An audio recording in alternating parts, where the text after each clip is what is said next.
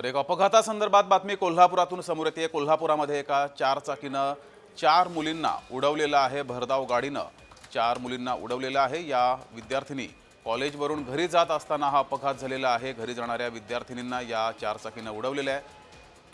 कोल्हापुरामध्ये हा प्रकार घडलाय। कोल्हापुरातील राधानगरी मार्गावरील ही घटना आहे।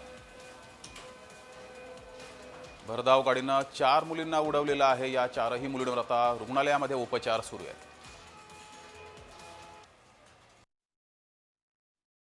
4 दिवसामध्ये जर गाड्या चालू नाही केल्या, तर 29 तारखेला मंगळवार येतोय. त्या दिवशी आम्ही एकही गाडी या ठिकाणी राधानगरीला जाणार नाही आणि राधानगरीहून कोल्हापूरला गाडी जाणार नाही. याची एसटी विभागानं दखल घ्यायला पाहिजे.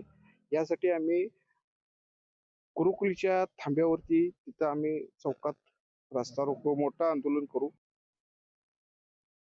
ऍक्च्युली त्या रस्त्यामध्ये खूप अनेक घटना असे होत आल्यात.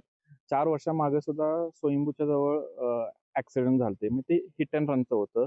निमित्त काय पण असून दे, पण या पूर्ण भोगवतीचं जे रस्ता आहे, त्यात एकही पोलीस स्टेशन जवळपास आमच्या कॉलेजच्या जवळ नाही. साधारण 30 ते 35 किलोमीटर लांब आउटपोस्ट आहे. इथं भोगवतीला पोलीस आउटपोस्टची खूप गरज आहे.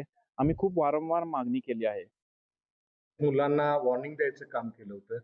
त्याचबरोबर त्या रोडचंही आता जी काही अरुंदता आहे, ती वाढवण्याचं काम करणं आम्हाला गरजेचं आहे. त्यासाठी शासनानेही आम्हाला मदत करणं तितकंच गरजेचं आहे. ह्याच्यापूर्वी आम्ही एस-टी महामंडळ असू दे, राधानगरी डेपो असू दे, कोल्हापूर डेपो असू दे, त्यांना आम्ही पत्रव्यवहार केलेले आहेत, की या ठिकाणाहून आपल्या महाविद्यालयाच्या ठिकाणाहून एस-टी बसेस जावं.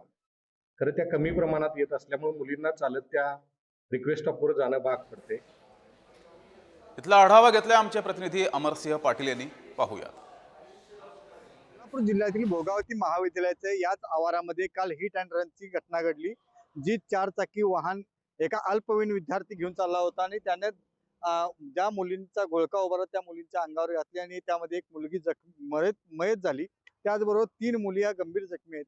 गेल्या काही दिवसापासून या रस्त्याची वर्दळ पाहता हा रस्ता मोठा व्हावा अशी ग्रामस्थांची मागणी आहे. त्याचबरोबर या रस्त्यावर बस स्टॉप हे असणं गरजेचं आहे आणि बस स्टॉप ही वेळेत असावा, कारण बस येतात त्या वेळेनुसार येत नाहीत. त्यामुळे अशा घटना घडतात आणि घोळक्याने एका वेळी कॉलेज सुटली की एका वेळीच सगळ्यात जास्त गर्दी होती. त्यामुळे या ठिकाणी एसटी महामंडळाने पण एसटी व्यवस्थित द्यावी अशी मागणी आहे. हाच तो रस्ता आहे ज्या रस्त्यावरून महाविद्यालयाचे विद्यार्थी बाहेर येतात आणि या रस्त्याला मुख्य रस्त्याला येऊन उभारतात. परंतु कालच्या घटनेमुळे कोल्हापूर जिल्ह्यातील अशा महाविद्यालयाकडे जाणाऱ्या रस्त्यावर एसटी महामंडळाने एसटी द्यावी अशी मागणी होताना दिसत आहे. अमरसिंह पाटील, जय महाराष्ट्र, कोल्हापूर।